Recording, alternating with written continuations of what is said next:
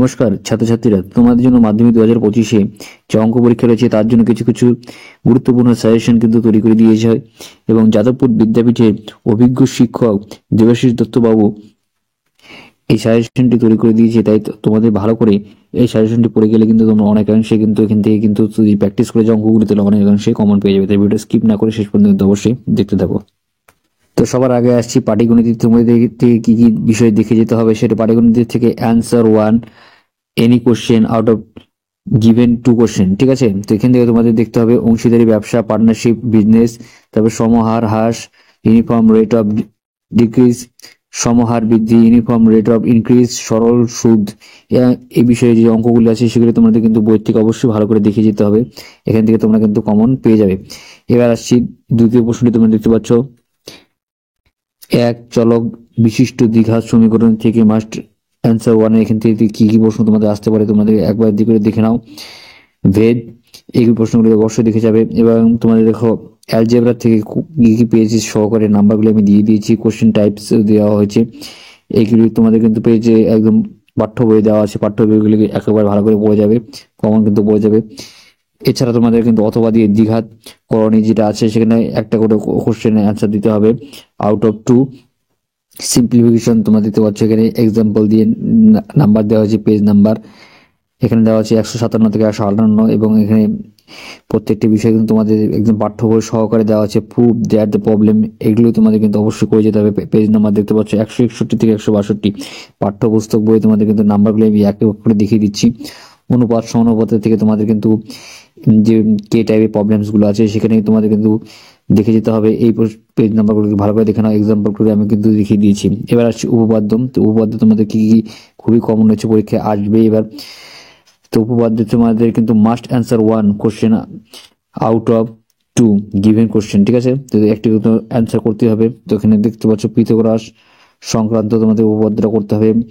এছাড়া তোমাদের বৃত্তস্থ চতুর্ভুজের সম্পর্কিত করতে হবে, বৃত্তস্থ কোণ সম্পর্কিত এগুলি ভালো করে দেখে যাবে। বৃত্তের সম্পর্ক সম্পর্কিত এটা কিন্তু তোমাদের উপপাদ্যগুলো অবশ্যই দেখে যেতে হবে। এবার উপপাদ্য প্রয়োগ করে জ্যামিতির সমস্যার সমাধান থেকে কি কোশ্চেন আসতে পারে সেগুলো দেখে নাও। একেবারে বই সংক্রান্ত করে করে করে দেওয়া হয়েছে, তোমরা কিন্তু দেখতে পাচ্ছ পিথাগোরাস সংক্রান্ত, বৃত্তের স্পর্শক সম্পর্কিত, বৃত্ত কোণ সম্পর্কিত, বৃত্তস্থ চতুর্ভুজ সম্পর্কিত সদৃশ্যতা, এগুলো করতে সম্পাদ্যের মধ্যে আমরা দেখতে পাচ্ছ মধ্য সমানুপাতি নির্ণয়, ত্রিভুজের অন্তর্বৃত্তস্থ কোণ, এছাড়া বৃত্তের স্পর্শক অন্তর, এগুলো খুবই ইম্পর্টেন্ট হচ্ছে। ত্রিকোণমিতিতে তোমরা দেখতে পাচ্ছ যে কোণের পরিমাপ, ধারণা, ত্রিকোণমিতিক অনুপাত, ত্রিকোণমিতিক পরিচিতি, এগুলো কিন্তু ভালো করে দেখে যাবে। এবার ছাড়া পূরক কোণের ত্রিকোণমিতিক অনুপাত এগুলো দেখে যাবে।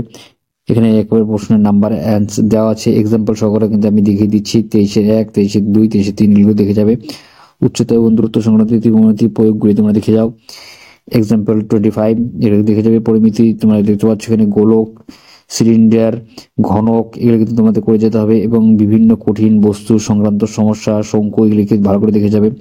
রাশিবিজ্ঞান থেকে তোমরা দেখতে পাচ্ছ ওজাইট, মধ্যমা, গড়, সংখ্যা, গুরুমান এগুলিকে অবশ্যই ভালো করে তোমরা দেখে যাবে, তার পরীক্ষায় কিন্তু কমন পেয়ে যাবে।